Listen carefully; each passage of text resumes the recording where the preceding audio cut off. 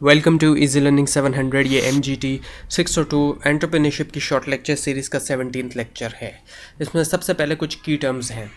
पहली की टर्म है प्रोडक्ट डेवलपमेंट स्टेज। अब प्रोडक्ट डेवलपमेंट स्टेज में क्या होता है कि जो नई प्रोडक्ट होती है उसको फर्दर डेवलप किया जाता है प्रोटोटाइप में और टेस्ट किया जाता है। प्रोटोटाइप से मुराद एक नमूना बनाया जाता है, एक मॉडल बनाया जाता है, और नॉर्मली जो है इसको पेपर पे बनाया जाता है और पेंसिल से ड्रॉ किया जाता है, कुछ ड्राइंग की जाती है उसके मॉडल की, प्रोडक्ट के, और टेस्टिंग होती है। उसके बाद है product life cycle. Product life cycle जो है वो 4 मेजर स्टेजेस में डिवाइड है। पहला है प्रोडक्ट इंट्रोडक्शन, जब प्रोडक्ट को इंट्रोड्यूस करवाया जाता है मार्केट में। फिर उसके बाद मार्केट ग्रोथ होती है उस प्रोडक्ट की मार्केट के अंदर। फिर उसके बाद मार्केट मेच्योरिटी, यानी कि प्रोडक्ट के एक पीक लेवल पे पहुंच जाती है। उसके बाद फिर सेल्स डिक्लाइन। फिर आखिर में क्या होता है कि पीक लेवल के बाद फिर उसकी सेल्स दोबारा डिक्लाइन हो जाती है, गिरना शुरू हो जाती है। Now the product planning and development process. अब ये प्रोडक्ट प्लानिंग और डेवलपमेंट प्रोसेस जो है ये इसमें 5 मेजर स्टेजेस होती हैं। आइडिया स्टेज, सबसे पहले जो आइडिया का स्टेज होता है वो, फिर कॉन्सेप्ट स्टेज, फिर प्रोडक्ट डेवलपमेंट स्टेज, फिर test marketing stage and the commercialisation stage. अब ये जो product planning and development process है ये आगे डिटेल में आ रहा है, तो आपको फिर समझ में आएगा, क्लियर होगा। Product planning and development process, जब आइडिया इमर्ज हो जाता है, आ जाता है आइडिया सोर्सेज से या फिर क्रिएटिव प्रॉब्लम सॉल्विंग से, उसको फर्दर डेवलपमेंट की और रिफाइनमेंट की ज़रूरत होती है इनटू फाइनल प्रोडक्ट और सर्विस टू बी ऑफर्ड। अब जिस तरीके से क्रूड ऑयल को भी रिफाइनमेंट की ज़रूरत होती है, इसी तरह से आइडिया को भी जो है वो फर्दर डेवलपमेंट और रिफाइनमेंट की ज़रूरत होती है फाइनल प्रोडक्ट या सर्विसेज के अंदर। तो जो रिफाइनिंग का प्रोसेस है, जिसको प्रोडक्ट प्लानिंग और डेवलपमेंट प्रोसेस भी कहा जाता है, ये 5 मेजर स्टेजेस में डिवाइड हुआ है। 5 मेजर इसके स्टेजेस हैं। पहला स्टेज है आइडिया स्टेज, फिर है कॉन्सेप्ट स्टेज, फिर है प्रोडक्ट डेवलपमेंट स्टेज, फिर है टेस्ट मार्केटिंग स्टेज, और फिर है कमर्शलाइजिंग का स्टेज।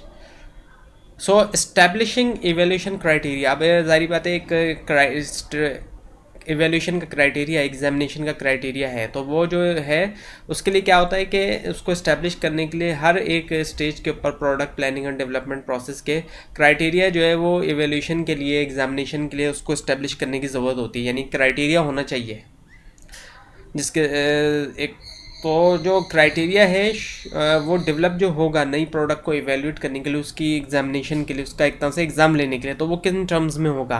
वो होगा मार्केट की अपॉर्चुनिटी की टर्म्स में, वो होगा कंपटीशन इन मार्केटिंग सिस्टम में, वो होगा फाइनेंशियल फैक्टर्स की टर्म में, एंड दी प्रोडक्शन फैक्टर्स की टर्म में।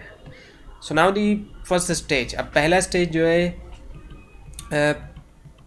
Product planning and development process का, अब जो पहला स्टेज है वो है आइडिया स्टेज। अब ये जो आइडिया स्टेज है इसमें सबसे पहले क्या होता है कि थिंकिंग प्रोसेस होता है। इसमें कई सारे मेथड्स यूज़ किए जाते हैं, जैसे ब्रेनस्टॉर्मिंग है या रिवर्स ब्रेनस्टॉर्मिंग है या सिनेटिक है। ये तमाम जो मेथड्स हैं इनका इस्तेमाल किया जा सकता है, और इसके अलावा और भी कई सारे मेथड होते हैं। तो उसमें सबसे पहले आइडिया आता है, थिंकिंग प्रोसेस होती है। उसके बाद फिर कॉन्सेप्ट स्टेज आता है। कॉन्सेप्ट स्टेज में क्या होता है कि जो आइडिया आ चुका है उसका जो है एक कॉन्सेप्ट डेवलप किया जाता है जो आइडिया आ चुका है। जैसे for example how will it look like, यानी किस तरह दिखेगी प्रोडक्ट और मैं इसको किस तरह से मार्केट करूँगा, तो ये कॉन्सेप्ट स्टेज हो गया। फिर उसके बाद प्रोडक्ट मेथड आ जाता है। इसमें क्या होता है कि what material I am going to use, कौन सा मटेरियल मैं जो इस्तेमाल करूँगा और कौन से रिसोर्सेज अवेलेबल हैं उस मटेरियल के, and what competition will I face if I does marketing, और क्या कंपटीशन में फेस करूँगा अगर मैं मार्केटिंग करता हूँ। फिर उसके बाद आ जाता है टेस्ट मार्केटिंग। अब टेस्ट मार्केटिंग में क्या होता है कि एक टेस्ट लिया जाता है, इसी वजह से इसको टेस्ट मार्केटिंग कहते हैं। इसमें रिस्पॉन्स देखा जाता है रिटेलर का और कस्टमर का, और इसमें जो है बाकायदा जो है वो रोड शोज़ वगैरह या फ्री सैम्पल्स वगैरह भी कस्टमर को दिए जा सकते हैं। टेस्ट लिया जाता है कि लोगों का रिएक्शन कैसा आ रहा है, क्या लोग प्रोडक्ट को पसंद कर रहे हैं या नहीं पसंद कर रहे हैं।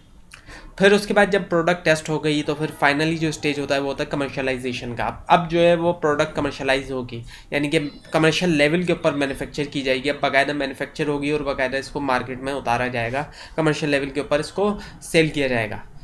Now the e commerce and business startups and growth. E commerce और बिजनेस स्टार्टअप और ग्रोथ, तो ई कॉमर्स क्या है? इलेक्ट्रॉनिक कॉमर्स की ये एब्रीवेशन है, और बिजनेस स्टार्टअप जो नए बिजनेस स्टार्ट होते हैं, और ग्रोथ तो इंटरनेट जो है। अब इसमें सबसे पहले आपको इंटरनेट की थोड़ी सी हिस्ट्री बताई जा रही है कि इंटरनेट जो है स्टार्ट हुआ 1970s के दौर में, जब यूएस का डिफेंस डिपार्टमेंट प्रोग्राम था जिसका आरपा नाम था। अब जो आईटी के स्टूडेंट है वो ज़्यादा अच्छा जानते होंगे इसके बारे में। तो अर्ली 1990s में क्या हुआ, एक वर्ल्ड वाइड वेब का जो पेजेस का जो कॉन्सेप्ट है अर्ली 1990s के दौर में वो डेवलप हुआ है, जो आज के दौर में हम यूज़ करते हैं world wide web.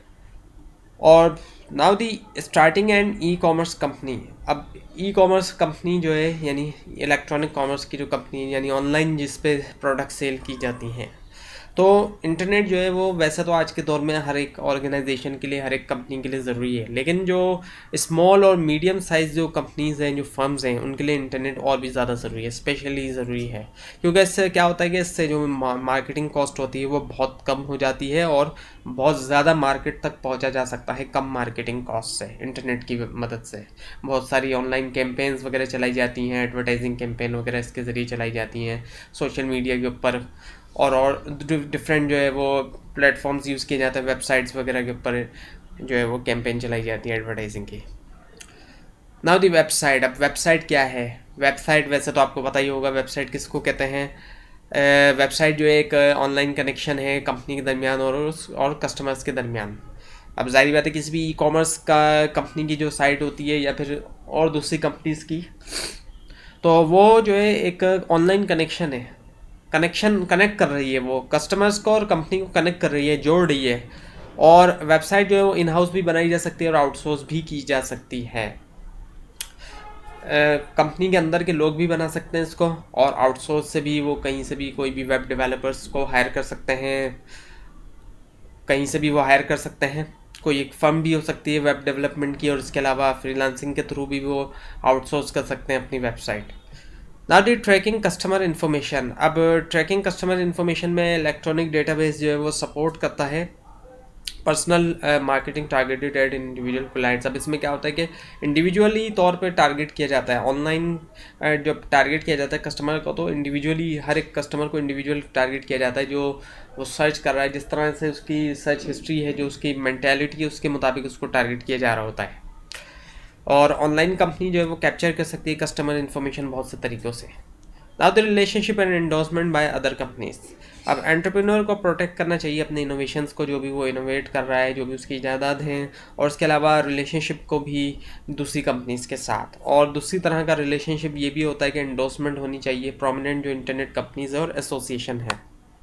Now the doing e commerce as an entrepreneurial company. एक एंटरप्रेन्योरियल कंपनी के तौर पे ई कॉमर्स करना कैसा है, क्योंकि ई कॉमर्स का बिज़नेस ट्रेडिशनल बिज़नेस से बिल्कुल अलग है। तो डिसीजन ऑनलाइन जाने का जो डिसीजन होता है, कोई भी जो कंपनी ऑनलाइन जाने का डिसीजन होती है, वो बनाना चाहिए उसको केस बाय केस बेसिस के ऊपर। प्रोडक्ट जो है वो डिलीवर्ड होनी चाहिए इकोनॉमिकली और कन्वीनियंटली। अगर जो प्रोडक्ट डिलीवर की जा रही कस्टमर तक वो एक्सपेंसिव तरीके से होगी तो उसका फिर कोई फ़ायदा नहीं होगा, उल्टा जो है वो खर्चा बढ़ाएगी। और कन्वीनियंटली भी होनी चाहिए, ये नहीं हो कि प्रॉब्लम ज़्यादा आ रही हैं उसको डिलीवर करने में। इसके अलावा प्रोडक्ट होनी चाहिए इंटरेस्टिंग, ताकि ज़्यादा से ज़्यादा लोग उससे अट्रैक्ट हो सकें, मैग्नेट का काम करें। कई सारी आपने ऐसी प्रोडक्ट्स ऑनलाइन देखी होंगी, अक्सर ऑनलाइन जो प्रोडक्ट्स के ऐड चल रहे होते हैं वो इतनी ज़बरदस्त प्रोडक्ट होती हैं, या कुछ उसमें ऐसा यूनिक फीचर होता है वो मैग्नेट की तरह अट्रैक्ट कर रही होती है। इसके अलावा ऑनलाइन ऑपरेशंस जो है वो सिग्निफिकेंट, उनको जो है वो एक कॉस्ट रिडक्शन आनी चाहिए ऑनलाइन ऑपरेशंस से, एक अच्छी खासी कॉस्ट रिडक्शन हो, वरना तो फिर ऐसे ऑनलाइन ऑपरेशन का फ़ायदा नहीं होगा अगर कॉस्ट में कमी नहीं आ रही है। तो ऑनलाइन ऑपरेशन का फ़ायदा ही यही है कि एक अच्छा ऑनलाइन ऑपरेशन वही है जिसमें कॉस्ट के अंदर बहुत कमी आ जाए। इसके अलावा कंपनी के को लाजमी जो है वो इतनी एबिलिटी होनी चाहिए, कंपनी को इस तरीके से ई कॉमर्स करना चाहिए या डिजिटल मार्केटिंग करना चाहिए कि वो इकोनॉमिकली तौर पे अपने जो कस्टमर्स हैं उनको वेबसाइट पे लाए। ये नहीं हो कि महंगे तरीके से वो स्पेंड ज़्यादा कर रही है कस्टमर को लाने में और उनकी सेल नहीं हो रही, तो इकोनॉमिकली वो कस्टमर्स को अपनी वेबसाइट पे लाएं, इतनी एबिलिटी कंपनी के अंदर होनी चाहिए। तो ये था आज का लेसन। अगर आपको कोई कन्फ्यूजन है तो नीचे कमेंट ज़रूर कीजिए, और इस पूरी सीरीज़ को देखने के लिए इस चैनल को सब्सक्राइब कीजिए। Thanks for watching.